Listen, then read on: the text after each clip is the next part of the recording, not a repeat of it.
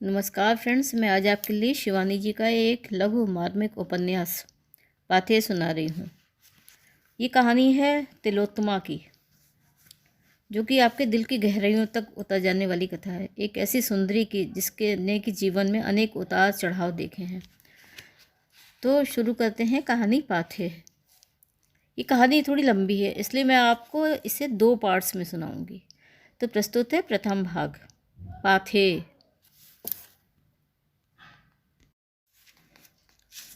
पुराणों में जो तिलोत्तमा की कथा है कि समस्त अप्सराओं के सर्वोत्तम अंगों का सौंदर्य तिल तिल कर अपूर्व सुंदरी तिलोत्तमा की सृष्टि हुई, शायद उसी की पुनरावृत्ति इतिहास विधाता ने एक बार साकार कर दी थी। किंतु आज दुर्भाग्य से हमारे सौंदर्य की परिभाषा ही बदल गई है। शायद इसलिए भी कि अब वैसे ऐतिहासिक सौंदर्य मंडित चेहरे ढूंढने पर भी नहीं दिखते। कुछ तो नारी सौंदर्य की सृष्टि में ही विधाता ही कृपण हो चला है। दूसरी, इस युग की नारी थोड़े बहुत लावण्य की स्वामिनी होती भी है तो स्वयं अपने हाथों नए नक्श संवार विधाता के नंबर काटने लगी है। इसीलिए ऐसी सौंदर्य वर्णना अविश्वसनीय सी ही लगती है। उस पर जिस डॉक्टर तिलोत्तमा ठाकुर की विचित्र कहानी आज लिखने बैठी हूँ वो और भी अविश्वसनीय लगेगी, ये मैं जानती हूँ। फिर भी क्यों लिख रही हूँ ये स्वयं मैं नहीं जानती। गुरुदेव रविन्द्रनाथ की एक प्रसिद्ध कविता आज बार बार झकझोर रही है, लिख डाल मुक्ति पाले। अपनी व्याकुलता से उस कविता में आदि कवि को छंद मिलने और व्यक्त न कर पाने की व्याकुलता का जो जीवंत वर्णन कवि ने किया है वो मुझे आज तक अन्यंत कहीं नहीं मिला। क्रौंच मिथुन में से एक को निहित देख वाल्मीकि के मुख से अचानक नए छंद का आविर्भाव हुआ। छंद तो मिल गया पर विषय नहीं। पागल की तरह अव्यक्त छंद की प्रसव वेदना से छटपटाते वाल्मीकि वन में घूम रहे थे कि छंद को कैसे व्यक्त करें। ये व्यथा सामान्य व्यथा नहीं होती। छंद छटपटाकर बाहर आने को व्याकुल, लेकिन लिखे कैसे। तभी देवर्षि नारद मिल गए। आदि कवि ने कहा, अब तक देवता के छंद ने देवता को मनुष्य बनाया है, मैं मनुष्य को देवता बनाना चाहता हूँ, कोई चरित्र बताइए। नारद ने अयोध्या के राजा राम का नाम सुझाया। कवि बोले, ये नाम तो मैंने भी सुना है, किंतु मैं उनके पूरे चरित्र को तो नहीं जानता, कहीं सत्य भ्रष्ट न हो जाऊं। नारद ने हंसकर कहा, नारद कह लो हाँसी, सही सत्य जा रचबे तुमी, घटे जा सब सत्य नहे, कवि तब मनोभूमि रामेर जन्म स्थाने, अयोध्या चेते सत्य जैनो। मनुष्य को देवता बनाना ही छंद साधना का चरम लक्ष्य है। ऐसा विषय खोजो जिसमें मनुष्य देवता बने। लोभ मोह स्मार्त भाव से ऊपर स्मरण रखो, जो कुछ घटता है वो सत्य ही नहीं होता, जो तुम कहोगे वही सत्य होगा। अपनी मनोभूमि को राम जन्मभूमि अयोध्या की अपेक्षा कहीं अधिक सत्य जब मानो। आज अपनी उसी मनोभूमि को सत्य मानकर लिख रही हूँ। तिलोत्तमा ठाकुर से मेरा परिचय वर्षों पूर्व कलकत्ते में विद्यासागर कॉलेज में हुआ था। उसकी ममेरी बहन छंदा आश्रम के कला भवन की छात्रा थी। उसी ने हमें उसके लिए एक सिफारिशी पत्र भी दिया था। तुम लोग का परीक्षा केंद्र भी वही है, तिला का भी। परीक्षा के बाद तुम्हें कलकत्ता घुमा देगी। पहले ही दिन वो हॉल में आई तो सैकड़ों परीक्षार्थियों की आंखें स्वयं उसकी ओर उठ गई। मैं वर्षों बंगाल में रही हूँ, किंतु ऐसा दूधिया रंग मैंने इति पूर्व बंगालियों में कभी नहीं देखा। लगता था कहीं न कहीं उसके वंश में आंगल अभिजात्य का छोटा छींटा अवश्य पड़ा होगा। तीखी नाक, प्रथुल अधर, तेजस्वी मुखमुद्रा और अधमोदी आंखें, जैसे हर वक्त अधूरी नींद पलके ढलका रही हो। ऐसी आंखों की स्वामिनी स्वभाव से ही कृपण होती है। और पुतलियों का रंग देखा, एकदम हरा, बेड़ा लेर चौक, बिल्ली की सी आंखें। कमला तरवे का ईर्ष्या कातर स्वर मेरे कानों में फुसफुसा उठा था। क्या अद्भुत परिपाटी से जूड़ा बांधा गया था। बंद गोभी से अटे ठसे जूड़े में चांदी के घुंघरूदार संथाली कांटे लगे थे, जो उसकी गर्वीली ग्रीवा के इधर उधर होते ही बज उठते, छन छन। कानों में सोने की चेन में लटके लाल चेरी गुच्छ से पुंजीभूत माणिक और कंठ में वैसी ही सोने की चेन। चौड़े जरीदार पाड़ की सफ़ेद शांतिपुरी साड़ी की कड़ी कलफ देख श्री निकेतनी घर की धुली साड़ी पहनने वाली हम वन कन्याओं के साड़ी लोलुप हृदयों की लाट टपकने लगती थी।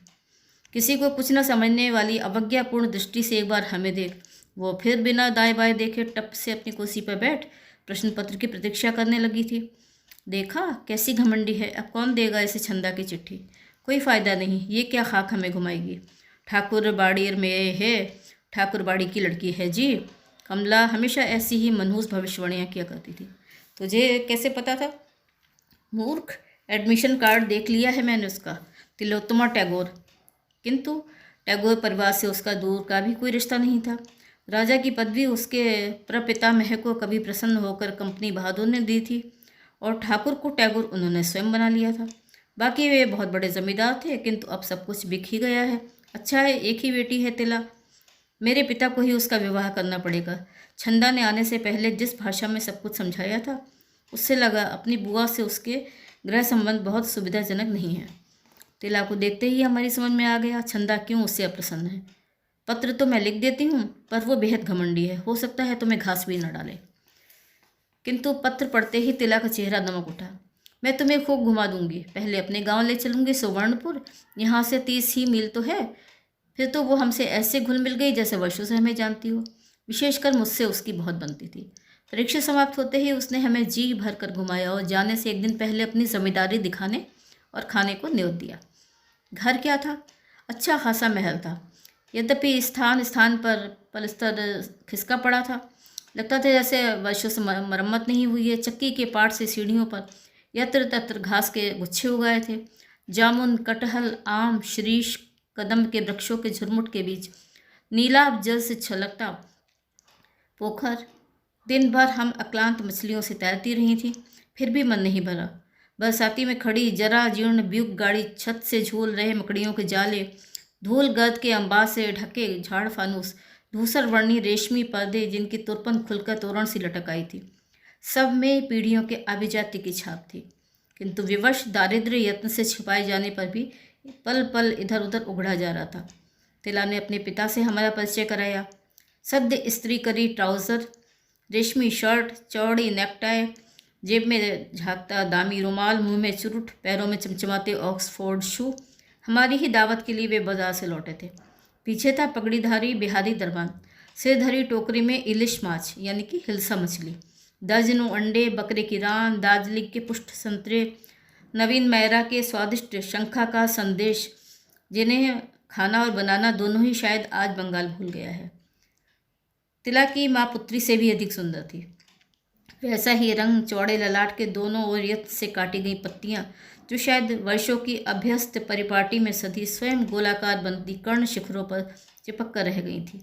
लंबी उंगलियों में दमकती माणिक पन्ना की अंगूठियां, कानों में रुपए के आकार के सुवर्ण कर्णपाशा, कंठ में फूलहार, पान दोखते से टुक टुक करते रसीले अधरपुट। कौन कह सकता था वो एक किशोरी पुत्री की जननी है? माँ बेटी में कौन अधिक सुंदर है, ये कह पाना हमें कठिन लग रहा था। बड़ी देर तक हम अपनी उस नवीना सखी के साथ मौज मस्ती मनाकर लौटने लगे तो उसकी माँ ने कहा, तोरा आबार आशीष बैशाख है जे खुकुर भी है, तुम लोग फिर आना, वैशाख में इसका विवाह है। कहती क्या है इस बच्ची का विवाह? अभी तो हाई स्कूल की परीक्षा दी है। हम लौटे तो छंदा ने बताया वो परीक्षा देने हमारे यहाँ ही रुकी थी। उसके भाभी ससुर माधव बाबू मेरे पिता के बहुत पुराने मित्र हैं। उन्होंने वहीं तिला को देकर पसंद कर लिया। कहने लगे हम तुम्हारी भांजी से ही अपने प्रतुल का विवाह करेंगे। जो उसके कान में तुम लोगों ने माणिक के झुमके और गले की चेन देखी थी ना, उसे ही पहनाकर आशीर्वाद देकर गए थे। बोले हमें दान दहेज कुछ नहीं चाहिए, बस ये सुंदरी कन्या चाहिए। रंगपुर के बहुत बड़े जमींदार हैं। अच्छा ही हुआ, बुआ की तो पुश्तैनी हवेली भी गिरवी पड़ी है। 15 की भी नहीं हुई थी कि तिला का विवाह हो गया। वो कहाँ है, कैसी है, उसका पति कैसा है, फिर हमें कुछ नहीं पता लगा। सहसा दूसरी बार वो मुझे जहाँ मिली वहाँ देखकर मैं अवाक रह गई। ये इस बदनाम मनहूस मकान में कैसे रहने आ गई? बदरंग खिड़की पे बैठी वो अपने गीले बालों को तौलिए से झटक झटक कर सुखा रही थी। सहसा हम दोनों की दृष्टि एक साथ उठी। ओ माँ तुई, अरे तू, कहकर वो पल भर में टेढ़ी मेढ़िया सीढ़ियाँ फलांगती आकर मुझसे लिपट गई। विवाह ने उसे और भी सुंदर बना दिया था। कटी से भी नीचे झूलते उसके घने काले बालों से टपकती पानी की बूंदें मुझे भी भिगो गई। हाथों में मोटे स्वर्ण वलय, मांग में सिंदूर की प्रगाढ़ रेखा धुलकर भी धुंधली नहीं हुई थी। मेरे पति बीमार हैं, उन्हीं को लेकर यहाँ आए हैं। चलना ऊपर। मैं झिझकी। तब हम नित्य प्रातः भ्रमण को जाते थे, साथ में रहते कठोर प्रहरी बने लोहनी जी। एक तो हमारा रानीधारा आना ही वर्जित था और वही घूमने का हमें पसंद था। रानीधारा की ओर मत ले जाना, हमें माँ की हिदायत मिलती। अभागे टीबी रोगियों ने पूरा सैनिटोरियम ही बना दिया है वहाँ।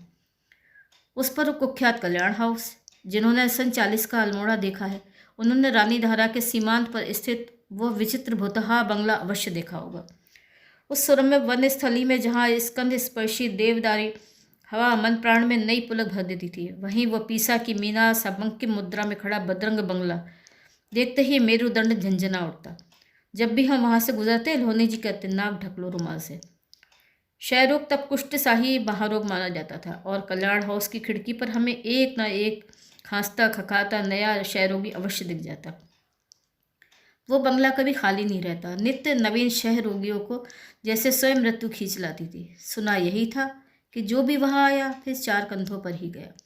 फिर भी उसकी मांग निरंतर बनी रहती, शायद इसलिए भी कि चारों ओर थे घने देवदार द्रुम, सामने प्राणदायिता त्रिशूल, नंदा देवी की हिमाच्छादित धवल पर्वत श्रेणियाँ, एक को सीधे पहाड़ से निकली नल में कौशल से बांधी गई रानी धारा की मृत्युंजयी धारा, उस पर किराया भी बहुत कम। हमें उस ओर जाने के लिए एक और आकर्षण भी खींचता था। हम उस मोड़ पर देर तक खड़े होकर ढलान पर उतरते राहगीरों को देखते।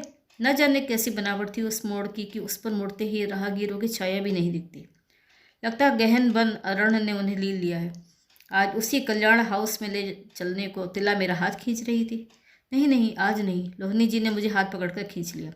बड़ी देर हो गई है, फिर कभी आएंगी। बड़ी अनिच्छा से ही उसने मेरा हाथ तत्काल छोड़ दिया।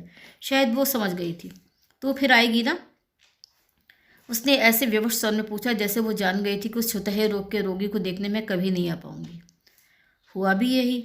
दूसरे ही दिन हमें बेंगलौर जाना था। प्राणों से प्रिय जन्मभूमि एक बार फिर मुट्ठी से खिसक गई।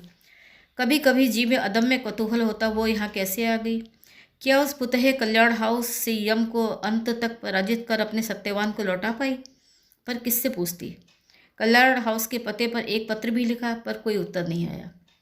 और इतने वर्षों पश्चात जब हम दोनों कल्याण हाउस से ही रहस्यमयी ढलान में उतर पारलौकिक वन अरण्य में विलीन होने को तत्पर हैं, तब ही वो अचानक उस लंबी उड़ान में सहयात्रिणी बन एक बार फिर मुझसे टकरा गई।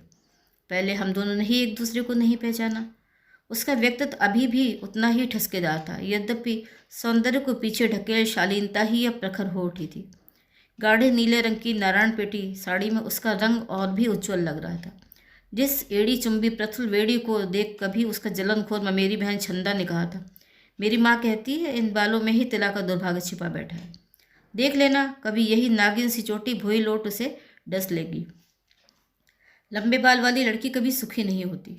आज वही सघन केश राशि न जाने कहाँ विलीन हो गई थी, किंतु बढ़ती वयस भी उसकी तन्वी देह को मेद बहुल बनाने में सहम गई थी। शायद पीछे से देखने पर वो युवती ही लग रही थी, किंतु चेहरा देखने पर लगता था क्रूर काल ने उस पर जमकर हस्ताक्षर किए हैं। ललाट से लेकर चिबुक तक कनपट्टी के बाद सफ़ेद हो चले थे। जिन अद्भुती आंखों को देख कमला तरवे ने उसके कृपण होने का स्पष्ट संकेत दिया था, वे सुनहली कमानी के चश्मे के मोटे लेंस से ढकी और भी मुंदी लग रही थी, जैसे सो रही हो, किंतु बैठने की अडिग भव्य मुद्रा अब भी उतनी ही अहंकार दीप्त थी। सच पूछिए तो चेहरे से नहीं, उसके बैठने की मुद्रा से ही मैंने उसे पहचान लिया था। बेल्ट बांधती वो फिर सीधे नासिकाग्र पर अविचल दृष्टि साधे मूर्तिवत बैठी और मैंने पहचान लिया। फिर बाएं कपोल पर उसके जुगलघोर तिल ने मेरे अनुमान की पुष्टि की। कुछ डरते डरते ही मैंने कहा, तिला, तुम तिलोत्तमा ठाकुर हो ना? वो चौंकी। मुड़कर उसने मुझे अविश्वास से देखा, फिर लिपट गई। जब वर्षों बाद दो बाल्य सखियां मिलती हैं तो वर्तमान उन्हें नहीं खींचता है अतीत, जहाँ बढ़ती वयस बीते वर्ष सब एक साथ मिटकर रह जाते हैं। उसी अतीत के पृष्ठ उसने मेरे सामने खोल कर रख दिए, जिन्हें आज संजोकर लिखने बैठी हूँ। तो कवि गुरु की वही पंक्ति मेरी लेखनी पकड़ साथ साथ चल रही है। सही सत्य जा रचिवे तुम्ही, रामेर जन्मस्थान अयोध्या चे सत्य जैनो। कानों की रुई निकाल मैं स्तब्ध अवाक चित्रांकित बनी सुन रही थी। तू जिस दिन मुझे मिली थी उसी के 1 महीने बाद मेरे पति का देहांत हो गया। ये नहीं सोचा था कि इतनी जल्दी सब कुछ घट जाएगा। डॉक्टरों ने मुझे भी सावधान कर दिया था, फिर भी एक आशा रह गई थी, शायद पहाड़ की हवा बदली रोग को दबा दे। पूरी तरह ठगे गए थे। सगे मामा ने ही मेरा सर्वनाश किया था, उन्हें सब कुछ पता था। मेरे ससुर की कुख्याति, मेरे पति का असाध्य रोग, सास का रांची के पागल खाने का प्रवास, सब कुछ हमसे छिपा गए। डॉक्टरों ने मेरे ससुर से बार बार कहा था, उनके पुत्र के दोनों फेफड़े छलनी हो गए। और फिर तब क्षयरोग के आज के कैंसर से कुछ कम घातक था। किंतु प्रतुल मेरे ससुर का इकलौता पुत्र था। उन्हें धुंती वंशधर चाहिए। उत्तराधिकारी नहीं हुआ तो कौन भोगेगा उनकी अटूट संपत्ति।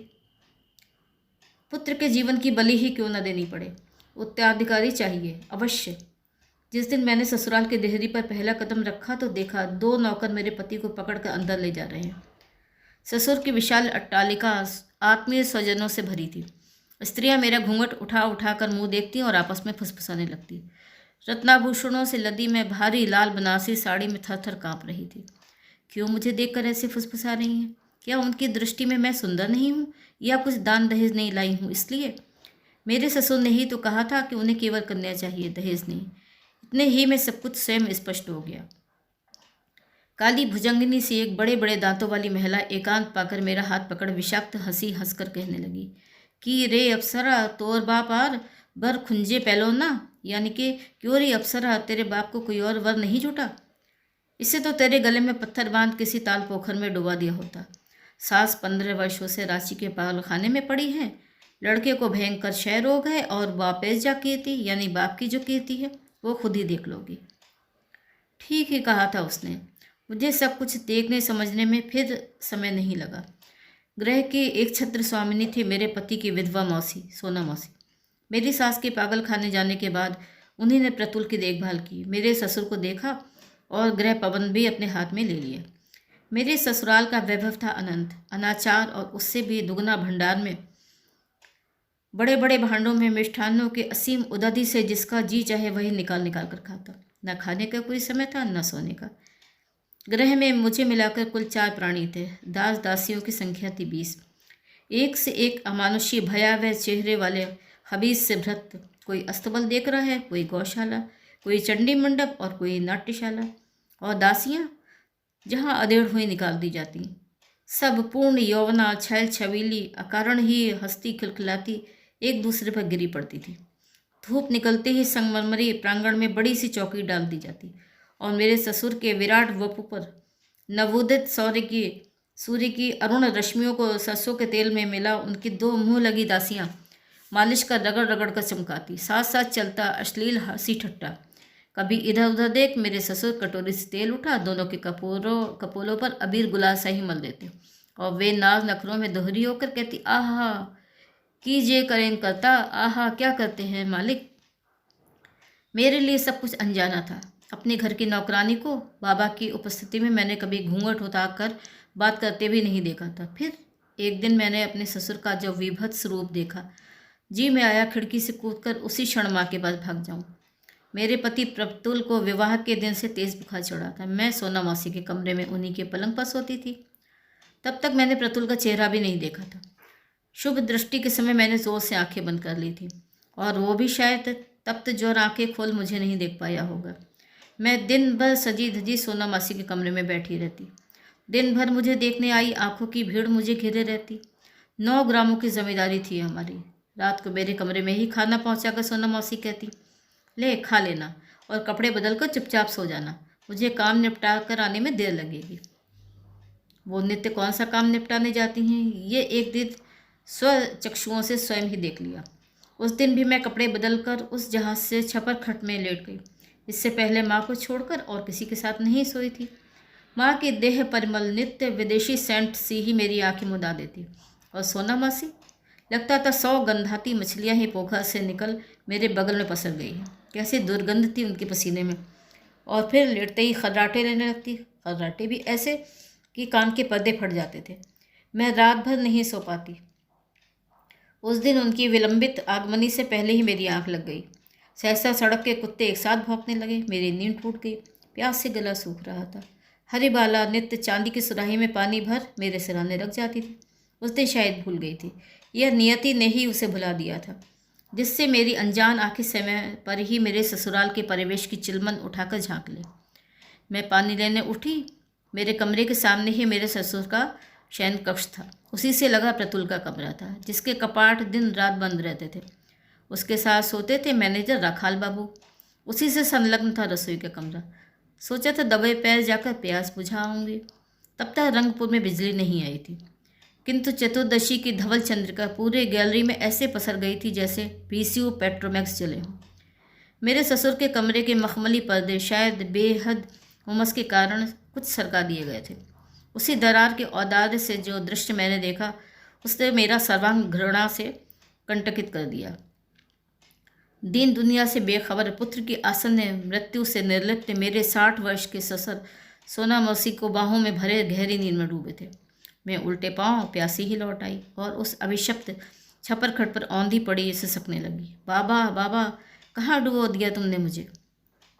न जाने कब आकर सोना मौसी मेरे सिरहाने खड़ी हो गई थी। ओ रे बाबा, की कन्ना रे जतो सब नैकामी, कची खुकी जैन बापेर नाम करे कांदछेन एमन बापेर मुखे झांटा। यानी कि अरे बाप रे, क्या नखरे है, बाप का नाम लेकर रो रही है, दूध पीती बच्ची हो जैसे, ऐसे बाप के मुंह में झाड़ू। फिर वे देर तक बड़बड़ाती रहीं, एक बार भी पूछताछ नहीं की। खुद आकर क्यों नहीं देख गए? दामाद को हमने के ताले में बंद करके रखा था। उसे 8वें दिन सुना प्रतुल का ज्वर उतर गया है, उसे पथ्य भी दे दिया गया है। अब कलकत्ते के बड़े डॉक्टर उसे देखने आ रहे हैं। डॉक्टर आए और उन्होंने घंटों आला लगाकर प्रतुल की जांच की।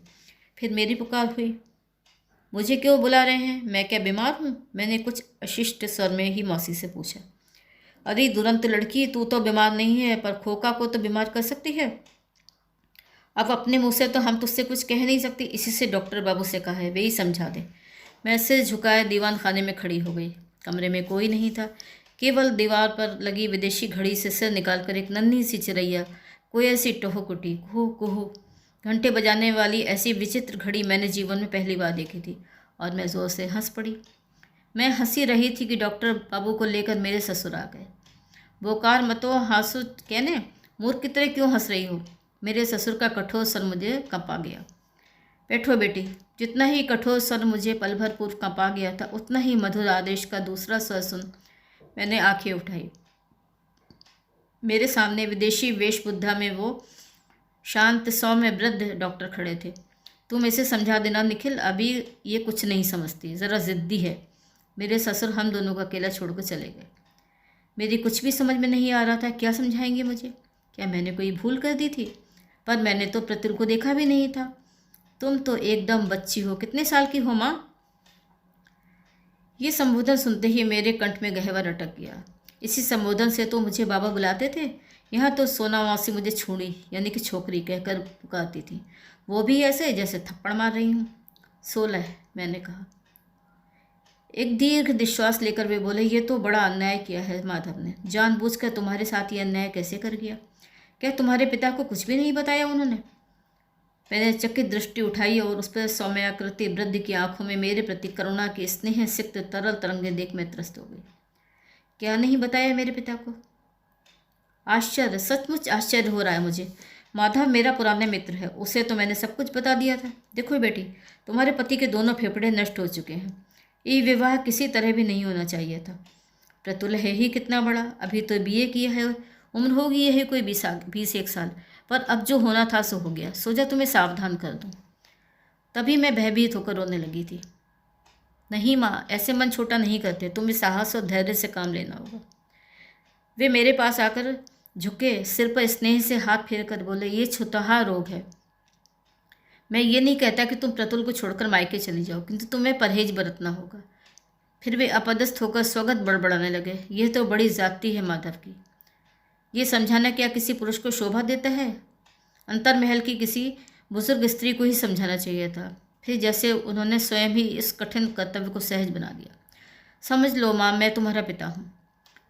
पिता के नाम से ही मेरी सिसकियाँ और तीव्र हो उठी। उन्होंने बड़े दुलार भरे स्वर में कहा, इस रोग में संयमी पुरुष भी विवेक खो बैठता है। फिर तुम दोनों तो अभी कच्ची वयस के हो। नारी से शारीरिक संपर्क इस रोग के लिए घातक है। तुम्हें स्वयं भी बचना होगा और उसे भी बचाना होगा, क्योंकि ऐसा संपर्क तुम्हें भी इस रोग की छूत अनायास ही दे सकता है, और उसके लिए तो यह है भूल निर्घात मृत्यु ही सिद्ध होगी। उस दिन मेरी पलंग प्रतुल के कमरे में फिर क्यों लगा दी गई, ये बहुत बाद में मेरे समझ में आया। शायद मृत्यु पथ के पथिक से भी मेरे कसाई ससुर वंशधर की आशा लगाए बैठे थे। पहली बार मैंने अपने पति को देखा तो उनकी कंदर्प कांति देखती ही रह गई। छाती पर दोनों हाथ धरे वो गहरी नींद में सो रहा था।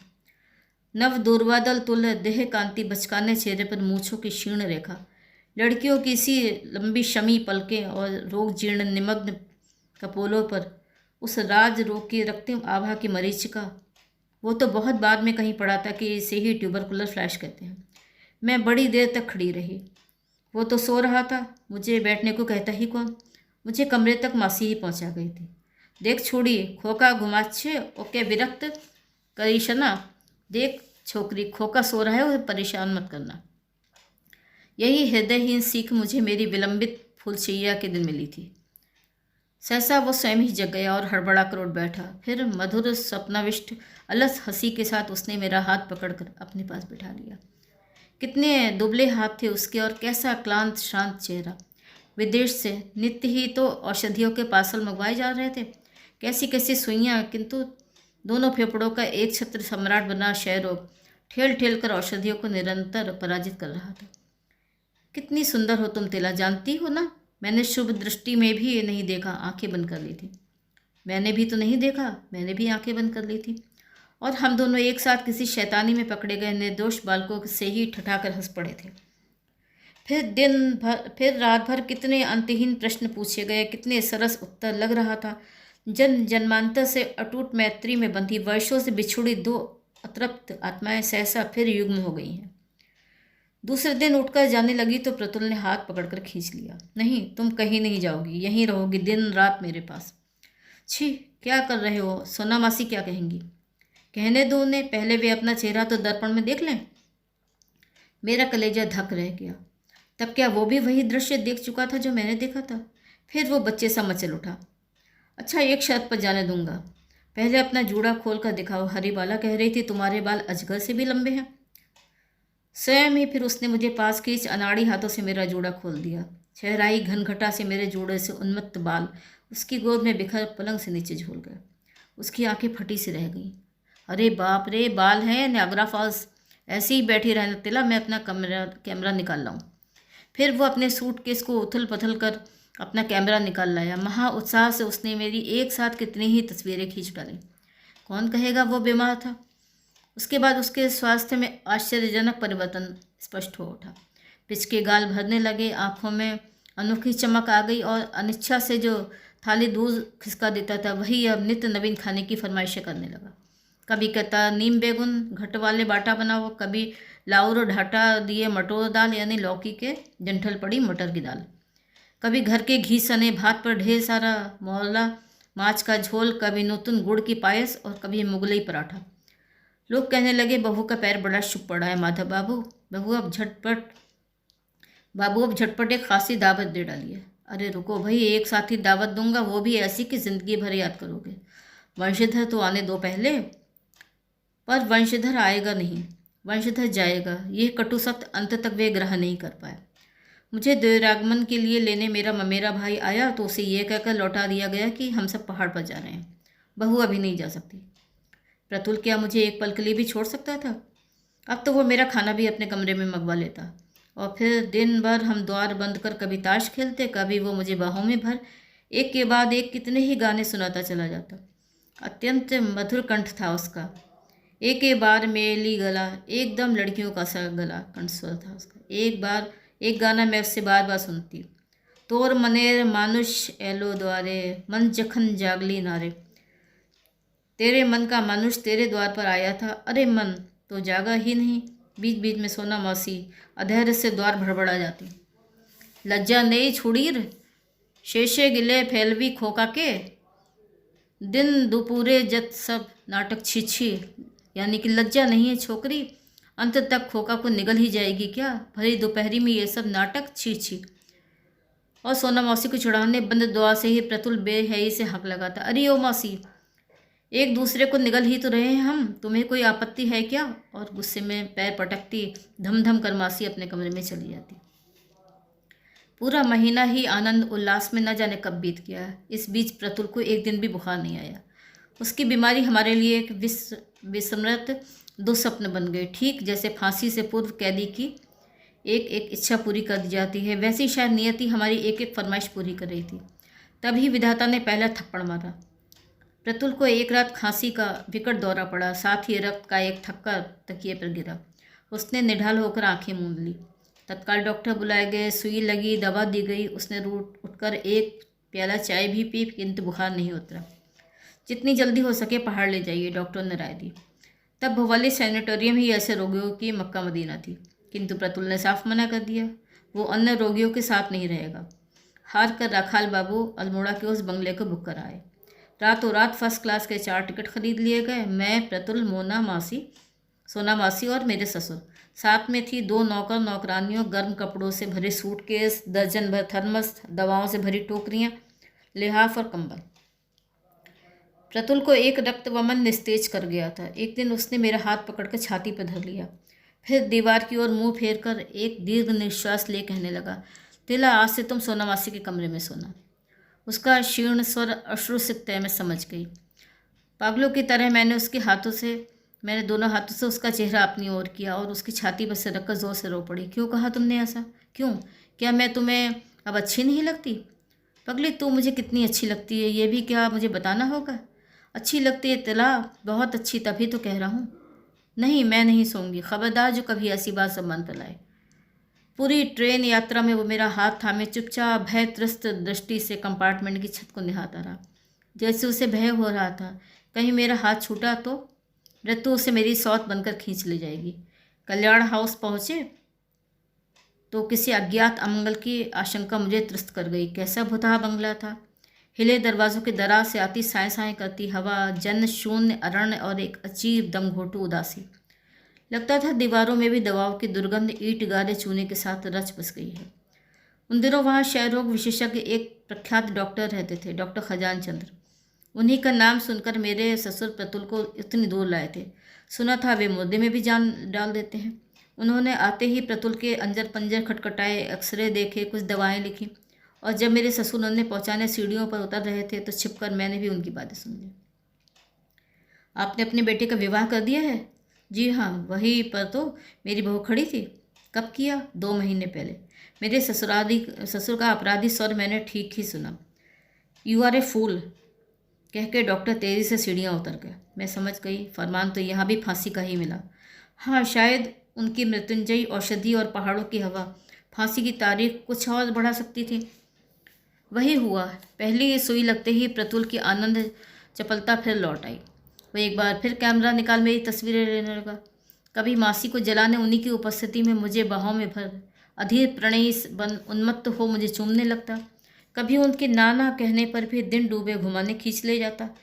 उसकी बेतुकी फरमाइशें मुझे कभी धैर्यच्युत कर देती थी। वो साड़ी पहनो, उसके साथ माँ का अनंत, वो झुमके, वो हार। कभी कहता, नहीं, वो लाल पाड़ की गरद बन बड़ा सिंदूर का टीका लगाकर ऐसे खड़ी रहो। नहीं नहीं, ऐसे। लगता था वो मुझे बहरूपिया बना अपने एक एक अरमान पूरे करना चाहता था। सच कहती हूँ, वो कल्याण हाउस जो मुझे पहली दृष्टि में बेहद मनहूस लगा था, वही सहसा मेरे लिए ताजमहल बन उठा। मैं जानती थी कि स्वर्ण घट में छलकते अमृत की वो घूंट मेरे लिए क्षण स्थायी ही रहेगी, किंतु जब तक अमृत है क्यों न छक लूँ, अघा लूँ। आश्चर्य होता है कि हम दोनों के निर्दोष हृदयों में शैशव के निर्दोष अकपट प्रेम की कैसी स्तब्धता थी। कभी किसी क्षण भी हमारे बाल सुलभ हृदय वासना दग्ध नहीं हुए। पता नहीं विधाता ने ही हमें इस संयम का अपूर्व दान देने का आग्रह किया था, या स्वयं हम दोनों का विवेक ही हमें कवच सा सैंत रहा था। पर फिर जैसे जैसे समय बीतता गया, प्रतुल में एक विचित्र परिवर्तन मुझे सहमाने लगा। कभी कभी वो मुझे ऐसे देखने लगता है जैसे मुझ में कुछ नयापन देख लिया हो। बाहों में लेता तो लगता भींच कर कीमा बना देगा। एक दिन रात्रि के सन्नाटे में उसने सहसा मुझे अपनी पलंग पर खींच लिया। वो बुरी तरह हाँफने लगा, जैसे बड़ी दूर से दौड़ कर आया हो। क्या हुआ प्रतुल, तबीयत तो ठीक है ना? मैंने घबरा कर उसके सशक्त बाहुपाश से अपने को छुड़ाने की चेष्टा की। उस दुर्बल देह में कहाँ से आ गई थी वो शक्ति? आर पाछिना तिला, आर जे पाछिना, अब नहीं सहा जाता तिला, नहीं सहा जाता। समझ गई, मेरे कपोलों का दाह स्वयं मुझे ही तपा गया। पर फिर उस तृषाक्त क्लांत पथिक के अधरों तक शीतल जल से लबलबाता जल पात्र ले जाकर भी मैंने बड़े छलबल से खींच लिया था। मैं जब 10 साल की थी, मेरा अपेंडिक्स निकाला गया था। जब मैं पानी पानी की रट लगाकर चीखने लगती, तब माँ मुझे गोद में लेकर सांत्वना देती। ना अमार सोना, जल देते नहीं, डॉक्टर वारन कर छिन। नहीं, मेरी लाड़ो पानी नहीं देना है, डॉक्टर ने मना किया है। ठीक उसी वात्सल्य से मैंने छाती से लगाकर समझाया, नहीं प्रतुल नहीं, मैं नहीं चाहती कि हमारा ये असंयम हमें सदा के लिए एक दूसरे से विलग कर दे। आज्ञाकारी विनम्र बालक साहिब वो मेरी छाती में मुंह छिपाकर सो गया। यद्यपि मैं जान गई थी कि वो सो नहीं, रो रहा था। उस दिन हम सोना मासी को बिना बताए ही चुपचाप घूमने निकल गए। उनसे कहते तो या तो वो स्वयं हमारे साथ हो लेती या एक दो लाठीधारी नौकरों को साथ भेज देती। कल्याण हाउस से एक सर्पिल पगडंडी सीधी उस ऐतिहासिक वृक्ष तक जाकर विलीन हो जाती थी जिस पर कभी मृत्युदंड पाए कैदियों को फांसी दी जाती थी। उसी से कुछ दूरी पर थी लौह श्रृंखलाओं से घिरी वीर गति को प्राप्त हुए दो विदेशी सैनिक अफसरों की कब्र, कर्क एंड टैपले। हमारे भाग्य से ही मेल खाता ऐसा दुर्लभ एकांत हमें और कहाँ जुटता। देवदार के सघन झुरमुटों में वर्षों से चिन्ह में सुप्त अपने स्वदेश से बहुत दूर वे दो विदेशी और असंख्य फांसियों का मुख साक्षी वो अपराधी वृक्ष। हम थककर बड़ी देर तक वहीं बैठे रहे। प्रतुल मेरी गोद में सर धरकर लेट गए। हाँ हाँ, कैसी शांति है यहाँ, कैसा सुख। बेटा, यम भी मुझे अब यहाँ नहीं ढूंढ पाएगा। चुप, जब देखो तब ऐसी अशुभ बातें। क्यों, इसमें अशुभ कौन सी बात कह दी मैंने? ठीक ही तो कह रहा हूँ।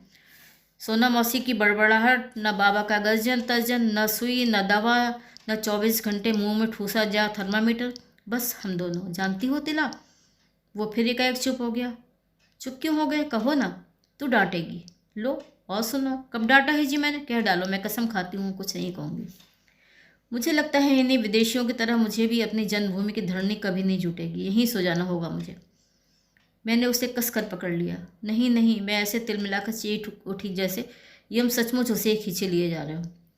ओरे बाप रे, अंधेरा हो गया आज। खैर नहीं, उड़न चंडी सोना मासी झाड़ू लेकर बैठी होगी। चल चल, अंधेरा हो गया है। हम भूल ही गए थे कि घर से निकले हमें घंटों बीत गए हैं। इधर पूरा घर न जाने कब से लालटेन लेकर हमें कहाँ कहाँ ढूंढ आया था। बरामदे में पैर रखा ही था कि सोना मासी ने लपक कर मेरा जूड़ा पकड़ लिया।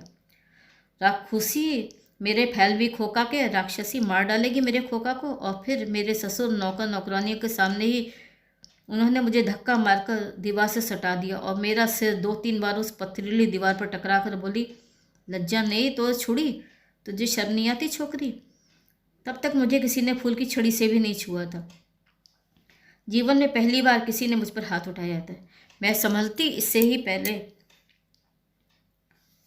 ही उन्होंने अपनी मर्दानी मुट्ठी से मेरी पीठ पर दनादन कई धौल जमा दिए। कहाँ ले गई थी इसे, बोल बोल। तभी प्रतुल ने मासी को धक्का देकर दूर ढकेल दिया। मेरे सामने ढाल बन खड़ा हो गया। खबरदार जो इसे कुछ कहा। वो मुझे नहीं, मैं ले गया था उसे। शर्म तो तुम्हें आनी चाहिए मासी, मेरे ही घर में मेरी पत्नी पर हाथ उठाने की तुम्हारी हिम्मत कैसे हुई? मैं अपने शांत सौम्य, किसी से कभी कुछ न कहने वाले पति का रौद्र रूप पहली बार देख रही थी। मेरे ससुर चुपचाप बैठे थे, जैसे सांप सूंघ गया हो। नौकरों की भीड़ सहमकर स्वयं छट गई। सोना मासी पहले तो कुछ क्षण हतप्रभ सी खड़ी रही, फिर आंचल में आंखें ढाप जोर जोर से रोने लगी। देख छो छेलेरे कांड, नतुन बउए जन की माया, ए मागी मानुष कर लो, ले जाए चक चुलोए। देख रहे हो लड़के का कांड, नई बहू के लिए कैसी माया, और जिस हरामजादी ने पाला पोसा वो जाए चूल्हे में। उस रात फिर लाख मान मनोहार करने पर भी प्रतुल ने खाना नहीं खाया। मैं भी भूखी ही सो गई। कुछ घंटों पूर्व जो सहसा निरोग होकर आनंद की फुलझड़ियाँ बिखेर मुझे हंसा रहा था, वो एकाएक गुमसुम होकर पड़ा था। क्यों परेशान हो रहे हो प्रतुल? सोना मासी का तो स्वभाव ही ऐसा है, मुझे तो अब आदत पड़ गई है, मुझे बुरा नहीं लगता। मैंने कहा तो वो अब तक का दबाए गए क्रोध को दबा नहीं पाया। तुम्हें बुरा नहीं लगता होगा, मुझे लगा है। 3 कौड़ी की औरत हमारे ही टुकड़ों पर पल रही हो, तुम पर हाथ उठाया उसने। उसका उत्तेजित स्वर सहसा ऊंचा हो उठा। मैंने घबरा कर उसका मुंह ढाँप दिया। सोना मौसी को मैं जानती थी। बंद दरवाजों से कान सटाए छिपकर सुनना उनकी आदत थी। कहीं सुन लिया तो आधी रात को फिर उसी भद्दे नाटक की पुनरावृत्ति होगी। चुप करो प्रतुल, धीरे बोलो। सोना मौसी सुन लेंगी तो फिर आधी आधी रात को रोना धोना छेड़ देंगी। छेड़ने दो, मुझे किसी का डर नहीं। अब तुमसे सब कुछ कहना चाह रहा हूँ। जानती हो माँ पागल खाने कैसे गई? इसी कुल्टा के कारण। विधवा होने पर बाबा इन्हें यहाँ ले आए। हरिबाला ने मुझे सब कुछ बताया है। हरिबाला माँ के साथ उनके मायके से आई थी। ग्रह भर में एक वही थी जिसे हम दोनों से सच्चा लगाव था। 24 वर्ष की वो चुड़ैल माँ से कुछ 1.25 छोटी। पहले ही माँ को फिट पड़ते थे, घंटों तक बेहोश रहती, पर वो पागल नहीं थी। इन दोनों ने ही मिलकर उसे पागल बनाया। बस चुप भी करो प्रतुल, तुम्हें बहुत उत्तेजित होना मना है ना। क्या क्या मना कर रहे नहीं है मुझे। वो हाफता हाफता उठकर बैठ गया। घूमना मना, गाना मना, सब कुछ मना। पत्नी मेरे लिए सदा ऐसी गुड़िया रहेगी जिसे बड़े यत्न से सहेज कर रखना होगा जीवन भर। क्यों आई तुम मेरे जीवन में? क्यों सब कुछ जानकर भी प्राण रहते ही सती बनने का शौक चढ़ाया तुम्हें? क्या तुम्हारी जबान नहीं थी? मना नहीं कर सकती थी तुम? बोलो, जवाब दो, जवाब दो। वो ऐसा कभी नहीं करता था। मुझे जोर जोर से झकझोरने लगा था वो। क्या जवाब दूं प्रतुल? मेरा शांत स्वर मुझे स्वयं ही अनचीना सा लगा था। हमें कुछ भी नहीं पता था, ना माँ को, ना बाबा को, ना स्वयं मुझे। तुम्हें पता होता तो क्या तुम मना कर देती? उसका अधीर स्वर कितना करुण था, कितना नैराश्य सिक्त, जैसे मेरे उत्तर पर ही उसके प्राण अटके। नहीं। मेरा दृढ़ स्वर मेरी गहनतम सच्ची भावना से पगा स्वयं मेरे मुंह से निकल गया था।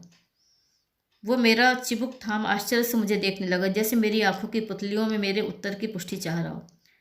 फिर बिना कुछ कहे उसने अपने तप्त अधर मेरे ललाट पे रख दिए। 2 दिन तक फिर हम दोनों बाहर नहीं निकले। बाबा और सोना मौसी शायद जान गए थे कि उन्होंने बेटे को बेहद नाराज कर दिया है। तीसरे दिन ही मेरी कालरात्रि मेरा जीवन उलट पुलट कर देगी, ये मैंने सपने में भी नहीं सोचा था। दिन भर प्रतुल ठीक रहा, बुखार भी सामान्य था, खांसी भी नहीं। उस पर मूड अचानक ही पूर्ववत हो गया था। बड़ी देर तक हम दोनों ताश खेलते रहे। फिर कहने लगा, तिला आज शाम फिर वहीं घूमने चलेंगे। क्यों, मेरा सिर फुड़वा कर मन नहीं भरा क्या? उसकी आंखों में चुलबुली तरंगे मुझे सहसा भय से सहमा गई। अब इसने वही संकल्प दोहराया तो मैं क्या रोक पाऊंगी उसे? यौवन के उद्दाम वेग से मैं तो हम दोनों ही तिनके से बह जा रहे थे, किंतु नारायण के मन में तो कुछ और ही था। दिन डूबते ही उसने कहा, तिला गरम चद्दर उड़ा दो, मुझे ठंड लग रही है। फिर ठंड, फिर ना गर्म चादर से शांत हुई, ना मोटे मोटे लिहाफ कम्बलों से। रात हुई तो वो तेज बुखार में अंड बंड बकने लगा। करकन, टैपले एंड प्रतुल भट्टाचार्य तीनों एक साथ सोए हैं। मेरा गर्म कोट तो निकाल दो तिला, तुम भी शॉल ओढ़ लो, टॉर्च ले लेना, हमें लौटने में देर होगी। माँ माँ, कहाँ हो तुम? आओगी नहीं कभी? मेले में खो गए किसी व्याकुल अबोध शिशु सा वो करुण स्वर में अपनी विस्मृता जननी को पुकारने लगा, तो मेरी आंखों से भी झरझर आंसू बहने लगे। मैं जा रहा हूँ माँ, आओगी नहीं? उसका यही प्रलाप मुझे भय से कपा गया। मैं अपने ससुर और सोना मौसी को बुला लाई। नौकर नौकरानियां सबने भीड़ लगाकर छटपटाते प्रतुल को पलंग को घेर लिया। सुबह होने से कुछ देर पहले उसे खांसी का विकट दौरा पड़ा। टीबी रोगी की खांसी सुनी है कभी? ठक ठक ठक ठक, जैसे कोई गर्म लोहा पीट रहा हो। उसे फिर अचानक होश आ गया। यक्ष्मा रोगी को अंत तक चेतना बनी रहती है, ये कहीं सुना था। उस दिन देख भी लिया। तिला तिला, कहाँ हो तुम? मैं यहाँ हूँ प्रतुल। मैंने बढ़कर उसका हाथ थाम लिया। नहीं, मुझे कुछ दिख नहीं रहा। मैं कांप उठी। बाबा कहते थे जब आंखों में प्रकाश नहीं दिखता तो समझना चाहिए कि मृत्यु निकट है। घोषम न शृणुयात् कर्मणो ज्योति नेत्रे न पश्यति। तिला, बोलती क्यों नहीं, आती क्यों नहीं मेरे पास? आओ एक बार, तुम्हें छाती से लगा लूँ। उसने शून्य में अपनी सीख से दुबली बाहें फैला दी।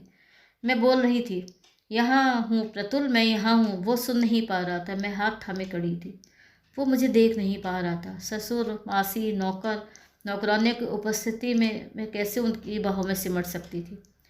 फिर खांसी का वेग बढ़ा और फक से काले जमे रक्त का थक्का तकिए पर बिखर गया। उसी क्षण पलटी पुतलियां और भिजे दांत को देख सोनावासी पछाड़ खाकर उसकी निष्प्राण देह पर गिर पड़ी। खोका खोखा रे, कोथोए गेली रे। मेरे ससुर निश्चेष्ट हतबुद्धि खड़े से। पलक मारते ही उनका वंशधर उन्हें अंगूठा दिखाकर चला गया था। मासी के एक एक विलाप में मुझ पर अजस्त्र गालियां बरस रही थीं।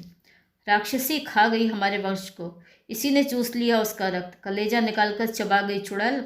अपया राक्षसी, मैं पत्थर बन गई थी। वहाँ होकर भी मैं बहुत दूर चली गई थी, बहुत दूर। सुबह होते ही अनजान प्रतिवेशी सगे बिरादर बने खड़े हो गए। उन्हीं ने प्रतुल की महायात्रा का सरसंजाम जुटा दिया। राम नाम सत्य के बीच हमारे दोनों नौकरों का उच्च स्वर मेरे कानों में आ रहा था। बोलो हरि बोल। उस प्रदेश में भी बेचारे बंगाल को खींच कर लाने का व्यर्थ प्रयत्न कर रहे थे। मैं अपने कमरे में ज़मीन पर पड़ी थी। मेरी चिंता थी ही किसे? ससुराल की नौकरानी हरिबाला ही मेरे सिरहाने बैठी मेरी पीठ सहलाती रही। फिर उसे भी सोना मासी ने बुला लिया। धीरे धीरे 4 दिन बीत गए। सहसा चौथे दिन सोना मासी देहरी पर आके खड़ी हो गई। ए छोड़ी, तेरे ससुर ने कहा है हम कल गया जाएंगे। अशांत आत्मा गई है उसकी। वहीं से प्रेतशिला में पिंड देना होगा, तभी उसे मुक्ति मिलेगी। अपना सामान रख लेना, कल सुबह ही चल देंगे बस। 4 दिन से अन्न का दाना भी मेरे मुंह में नहीं गया था। हरी बाला ही जबरदस्ती चाय पिला गई थी। उठने लगी तो पैर कांपने लगे। मैं फिर जमीन पर ही पसर गई। आधी रात को मैंने पहली बार प्रतुल को सपने में देखा। एकदम रोग मुक्त उज्ज्वल चेहरा, वैसी ही बाल सुलभ निर्दोष हंसी। तिला, भाग जा कहीं दूर कहीं। फिर वो धैर्य से मुझ पर झुका। प्रतुल, प्रतुल तुम आ गए हो ना? मैं जानती थी तुम अवश्य आओगे। फिर अपनी ही बड़बड़ाहट से मेरी चेतना लौटी। पर यह कैसा भाव था मेरी छाती पर? कौन था ये? प्रतुल? प्रतुल कहाँ से आ सकता था? मैंने डर कर उठने की चेष्टा की। शायद चीखने ही जा रही थी कि किसी के बलिष्ठ पंजे ने मेरा मुंह दाब दिया। अपनी दुर्बल देह की पूरी शक्ति लगाकर मैंने उस क्रमशः गुरुतर हो रहे भार को धक्का दिया और अपने होठों पर धरे पंजे पर जोर से दांत गड़ा दिए। एक दबी चीख के साथ कोई संभल कर उठा। मैंने सिरहाने धरी अपनी लंबी टॉर्च निकाल कर जला दी और एक पल को लगा मैं गिर पड़ूंगी। मेरे सामने मेरे ससुर खड़े हाँफ रहे थे। उनकी दोनों मदमत्त कामातुर आंखों से निकलती वासना की लपटें मुझे लीलने को बढ़ी आ रही थी। इतना नीच, इतना जघन्य, ऐसा पशु हो सकता है मानव? अभी इकलौते बेटे की चिता ठंडी भी नहीं हुई और ये पशु इस नीचता पर उतर आया। अपनी पूरी ताकत से मैंने वो टॉर्च उनके सर पर दे मारी। वो एक दबी चीख के साथ दोनों हाथों से सिर थामे जमीन पर बैठ गया और मैंने खिड़की से छलांग लगा दी। लगता है दयालु विधाता ने ही उस दिन गोद में उठा लिया होगा, क्योंकि इस ऊंचाई से गिरने और कूदने पर भी मेरा ना हाथ टूटा ना पैर। फिर मैं बदहवास भागने लगी। सड़क पर घटाटोप अंधेरा था। नन्ही नन्ही बूंदें भी पड़ने लगी थी। कड़ाके से बिजली बीच बीच में चमक चमक कर मुझे पथ निर्देश दे रही थी। न मेरे पैरों में चप्पल थी, ना साड़ी ही ठीक से बंधी थी। सहसा मुझे लगा मैं किसी पेड़ से टकरा गई हूँ। फिर चेतना लौटी तो देखा वो पेड़ नहीं, ओवरकोट पहने एक लंबा व्यक्ति है। क्या बात है बेटी, क्यों भाग रही हो? अभी तो पौ भी नहीं फटी। मुझे बचा लीजिए, प्लीज़ मुझे बचा लीजिए। मैं रोती बिलखती उस अनजान व्यक्ति से लिपट गई। आओ मेरे साथ, मेरा घर अगले ही मोड़ पर है। अंधेरे में मुझे कुछ नहीं सूझ रहा था, मैं उसका चेहरा भी नहीं देख पा रही थी। वही फिर मेरा हाथ थाम मुझे ले गया। अब कभी सोचती हूँ वो यदि कोई गुंडा होता तब तो मैं खाई से निकलकर खंदक में ही गिरी होती। किंतु विधाता तो एक साथ सब द्वार बंद नहीं करता। अगले ही मोड़ पर उसका बंगला था। बड़ी जल्दी लौट आए जॉन। आज क्या पूरा राउंड घूमने नहीं गए? किसी स्त्री के स्वर में पूछे गए प्रश्न का उत्तर दिए बिना उसने मृदु स्वर में कहा, बैठो, मैं मारिया से कहे हूँ गर्म चाय पिलाए तुम्हें। मैंने उसके जाते ही कुर्सी पर गर्दन डाल आंखें मूंद ली। भयभीत कपोती सी मैं अभी भी कांप रही थी। कुछ ही घंटों में विधाता ने जैसे मेरा जीवन ही उलट पलट कर दिया था। बहुत छोटी थी तभी से बाबा पूजा करने बैठते तो मैं लपक कर उनकी गोद में बैठ जाती कि कब उनका जपार्जन पूरा हो और कब बताशे मिले। उनके साथ साथ मैं भी उनके मंत्र जाप में स्वर मिलाती। आज उस घोर विपत्ति के क्षणों में इतने दिनों को वे विस्मृत पंक्तियां स्वयं मेरे होठों पर फिसल गई। गवाह देहाती की भांति दोनों पैर कुर्सी पर उठा मैं आंखें बंद किए होठों में बुदबुदाने लगी थी। न तातो न माता न बंधुर दाता न पुत्रो न पुत्री न भर्तो न भ्राता न जाया न विद्या न वृत्तिमेव गतिस्त्वम रचमे को भवानी। पर्दा खोल वे दंपति मुझे आश्चर्य से मुंह खोलकर देख रहे थे। इसका मुझे ध्यान ही नहीं था। पागलों की तरह सड़क पर नंगे पैर अधखुली साड़ी लपेटे बदहवस भागती और अकेली बैठी आंखें बंद किए स्वागत बड़बड़ाती मैं उन्हें निश्चय किसी पागल खाने से भागी पगली लगी होंगी। फिर उनमें से किसी ने धीमे स्वर में पूछा, hello, how are you, feeling better? मैंने हड़बड़ाकर दोनों पैर नीचे कर लिए और उस व्यक्ति का जो मुझे साथ लाया था पहली बार मैंने चेहरा ठीक से देखा।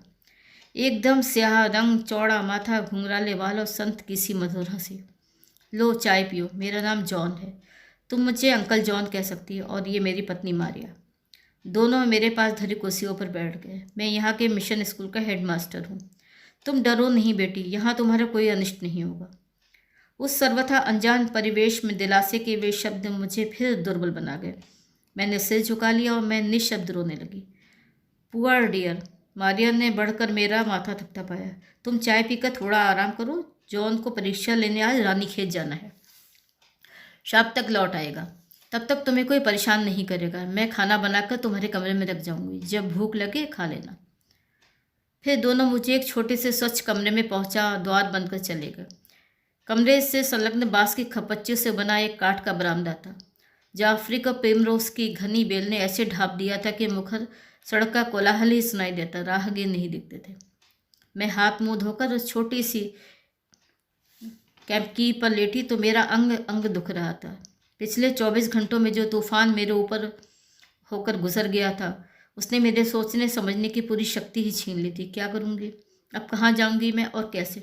बड़ी देर तक छटपटाती मैं न जाने कब ऐसी गहरी नींद में सोई कि आंखें खुली तो रात हो गई थी। एक क्षण को लगा मैं अभी कल्याण हाउस में ही सो रही हूँ। वैसी ही गुनफशासी मंदिर सुगंध और सिरहाने की मेज़ पर धरा एकदम वैसा ही केरोसिन का लैंप जैसा हरीवाला हमारे सिरहाने धर जाया करती थी। लैंप की लौ शायद जानबूझकर कम कर दी गई थी कि कहीं तेज रोशनी मेरी आंखों में व्याघात न डाले। दयालु ग्रह सामने प्लेट में ढककर खाना भी रख गई थी। नए परिवेश को मेरी अर्धसुप्त चेतना स्वीकार ही कहाँ कर पाई थी। मुझे लग रहा था अभी अभी सोना मासी द्वार भड़बड़ा कर चिल्लाएंगे, लज्जा नहीं छोड़ी, दिन दूपरे दर्जा बंद करे जत सब नेकामी, छी छी, शर्म नहीं आती छोकरी, भरी दोपहरी में दरवाज़ा बंद कर ये सब ढोंग, छी छी। मैं हड़बड़ा कर बैठ गई। क्रमशः चैतन्य हो रही आंखों ने फिर उन दोनों को द्वार पर खड़े देखा। एक नीली शीट की फूलदार गाउन पर झकझक करते सफ़ेद एप्रन से हाथ पोंछती मारिया मेरी पलंग पर बैठ गई। कैसा है जी अब? जॉन चाय बनाकर पेंट्री में रखाई हूँ, ले आओ तो डार्लिंग। फिर उन्होंने कंबल उड़ा मुझे ज़बरदस्ती लिटा दिया। अब बताओ बेटी, कहाँ से झगड़ कर भागी हो, मायके या ससुराल से? चाय की ट्रे लेकर अंकल जॉन ने पत्नी को डपट दिया। चाय तो पी लेने दो, उसे क्यों परेशान कर रही हो? कैसा आश्चर्य था मुझे, एक ही सांस में उन्हें अपनी पूरी कहानी सुनाने में जरा भी संकोच नहीं हूँ। यहाँ तक कि अपने नर पिशाच ससुर की कामान्यता की यवनिका भी मैंने निर्भीक निसंशय होकर उठा दी थी। एक पल को दोनों स्तब्ध रह गए। फिर अंकल जॉन ने ही गंभीर संयत स्वर में कहा, तुम अपने पिता का पता दे दो, मैं भी तार कर उन्हें यहाँ बुला लेता हूँ। नहीं नहीं, मैंने अविवेकी उद्विग्नता से अंकल जॉन के दोनों हाथ पकड़ लिए। प्लीज़ आप ही मुझे उनके पास ले चलिए, माँ बाबा दोनों हार्ट के मरीज़ हैं। तार में क्या आप उन्हें पूरी बात बता पाएंगे? बौरा जाएंगे दोनों। ठीक ही तो कह रही है जॉन, मारिया ने कहा, तुम खुद जाकर उसे पहुंचाओ। एक क्षण को अंकल जॉन गहरे सोच में डूब गए। मेरा जाना क्या ठीक होगा मारिया? अल्मोड़ा छोटा सा शहर है, किसी ने देख लिया तो लोग बीसियों बातें पूछेंगे, कौन है ये, कहाँ से, कब से जानता हूँ, कहीं से भगाकर तो नहीं लाया? तुम तो जानती हो यहाँ आजकल कैसी कैसी अफवाहें फैल रही हैं कि हम मिशनरी हिंदू बच्चों को चुरा कर अपने घरों में बंदी बना उन्हें ईसाई बना रहे हैं। किंतु मारिया को इसका कोई भय नहीं था, ऐसा नहीं था। ऐसा है तो मैं भी चलूँगी साथ में, किसी ने पूछ लिया तो कह देंगे हमारे मिशनरी बंगाली मित्र की पुत्री है, हमसे मिलने आई थी, उसे ही पहुँचाने जा रहे हैं। देखो बेटी, तुम्हें ये मांग का सिंदूर रगड़ रगड़ कर मिटाना होगा, कहीं से भी हिंदू ना लगो, समझी? उस दुख की घड़ी में भी मेरे होठों पर हंसी आ गई। सिंदूर तो स्वयं विधाता दे ही मिटा दिया था, मैं क्या मिटाऊं? 3 दिन बाद तड़के ही हम चल दिए थे। मारिया आंटी अंत तक नहीं गई। हम दोनों अचानक ऐसे घर बंद करके चले जाएंगे तो पड़ोसियों को और संदेह होगा। 3 दिन की उस अनजान ग्रह के स्नेहपूर्ण आतिथ्य ने मेरे ताज़ा खुले घाव पर जैसे शीतल पट्टी रख दी थी। कितनी लंबी लगी थी वो यात्रा। प्रतुल के साथ वही यात्रा कितनी छोटी थी। मेरा हाथ यात्रा भर कस कर पकड़े रहना, शून्य दृष्टि से कंपार्टमेंट की छत को एकटक देखना, एक एक स्मृति का गहर मेरे कंठ में अटक रहा था। बस अड्डे से थोड़ी दूर पर ही मेरा पितृगृह था। वेणुवन की एक प्राकृतिक सुरम्य गैलरी को पार करते ही हमारी बस आती थी। मेरे पैर सहसा कांपने लगे। कैसे देखूंगी बाबा को, माँ को? अभी 3 ही महीने पहले तो शहनाई की करुण गूंज के साथ यहाँ से विदा हुई थी। कैसी शोभा थी तब इस ग्रह की, रंगीन बंधनवार लोगों की भीड़, और उसी ग्रह को मेरा वैधव्य क्या मुझसे भी पहले पहुंच ऐसा श्रीहीन बना गया था। सूर्य ढल चुका था। प्रौढ़ संध्या के रक्तिम आलोक में पितृगृह की अट्टालिका की पहली झलक ही मुझे जड़ बना गई। प्रहरी से कदम्ब शीरीष कटहल के वृक्ष पूर्ववत खड़े थे। कामिनी, टगर, गोलोक, चंपा, स्थल पद्म, पारिजात की मदमस्त खुशबू ने सहसा मेरी स्मृति के नथने फड़का दिए। मेरे लिए कभी ये धरणी भूतल का भूस्वर्ग थी, आज प्रकृति की यही निभृत गोद मुझे मसान सी मनहूस लग रही थी। अंकल जॉन ने शायद मेरे उद्वेलित चित्त की व्यथा भांप ली थी। मेरी उत्साही चाल सहसा मंथर पड़ गई थी। उन्होंने मुझे गुदगुदाने की चेष्टा की। अब समझ में आया तुम क्यों बार बार यहाँ आने की जल्दी कर रही थी। मेरी झोपड़ी में तुम 2 दिन सांस ले सकी, यही आश्चर्य हो रहा है मुझे। तुम्हारा घर तो महल है बेटी। नहीं अंकल जॉन, आपके यहाँ मुझे जो मिला वो किसी भी महल में नहीं मिल सकता था। मैं कहना चाह रही थी पर कहाँ कह पाई। नियति ने तो मुझे गूंगी बना दिया था। बरामदे में खड़ी हुई तो अस्वाभाविक सन्नाटा देख मेरा माथा ठनका। कहीं माँ बाबा पांडिचेरी तो नहीं चले गए। तेरा ब्याह निपटा, हम महर्षि के दर्शन करने जाएंगे, यही तो कहा था बाबा ने। और फिर वे दोनों तो प्रायः वहाँ जाते ही रहते थे। किंतु निकट आने पर देखा केवल द्वार बंद था, ताला नहीं था। मैंने ही कुंडी खटखटाई। कौन? बाबा, मैं हूँ तिला। और फिर द्वार खोलते ही बाबा ने अविश्वास से मुझे देखा, फिर छाती से लगा लिया। सोना रे माँ, आमार की होए गैलो रे। मेरी लाड़ो, ये क्या हो गया? तो मेरा अनुमान ठीक ही था। उन्हें मेरे वैधव्य का दुसंवाद देने में मेरे ससुराल वालों ने विलंब नहीं किया था। के गो के कान छे, कौन है जी, कौन रो रहा है? फिर कोई उत्तर न पा माँ भाग कर आई और मुझे देखते ही मुझसे छाती से लगा लिया और विह्वल होकर ऐसे चूमने लगी जैसे अपनी बिछुड़ी बछिया को गाय चूम चाट रही हो। अपने उस मिलन में हम अक्षम्य स्वात्परता से उस देवतुल्य व्यक्ति को भी भूल बिसर गए जिसने हमारे उस मिलन को ऐसे सहज बना दिया था। हम तटस्थ हुए तो वो किसी देवदूत सा ही अपना कर्तव्य पूरा कर तिरोहित हो गया था। हम उसे धन्यवाद भी नहीं दे पाए। पत्र भी लिखते तो किस पते पर? हम उसे धन्यवाद भी नहीं दे पाए। पत्र भी लिखते तो किस पते पर? अल्मोड़ा की ईसाई बिरादरी में क्या वो एक ही जॉन होगा? माँ बाबा ने मेरी कहानी सुनी तो स्तब्ध रह गए। ये तो तेरी विदा के तुरंत बाद ही हमें पता चल गया था कि हमारे साथ भयानक प्रवंचना की गई है। लड़का बीए भी नहीं कर पाया था कि हॉस्टल में ही उसे बीमारी लग गई थी। उस पर बद उन्मादनी तेरी सास वर्षों से रांची के पागलखाने में है। यही नहीं, पागलपन उसके पूरे ख़ानदान में है। लड़के के दोनों मामा भी पागल हैं। ये सब हमें बाद में पता चला। तेरे मामा ने ही हमारा सर्वनाश किया बेटी। कहता था आंखें बंद करके निपटा दो कन्यादान, लड़की राजरानी बनकर रहेगी। गहनों से लाद देंगे माधव बाबू। और गहनों से कैसा लादा था तुझे? गर्दन ही तोड़कर रख दी थी। माँ फिर मुझे पकड़ के विलाप करने लगी। ये कैसा दंड दिया ठाकुर, कैसा द्वैरागमन किया था भागिनी का। तुम ये रोना धोना बंद करो तो। बाबा ने उस बेचारी को डपट दिया था। एक तो खुद ही अधमरी हो रही है बेचारी, उस पर तुम और बढ़ा रही हो उसे। माँ सहम कर चुप गई। तू चिंता मत कर खोको, तेरा बाप अभी जिंदा है। पढ़ा लिखा कर तुझे स्वावलंबी बना दूंगा। धन्यवाद। तो ये थी कहानी पाथे का पहला भाग, और दूसरा भाग अब अगली बार सुनाऊंगी।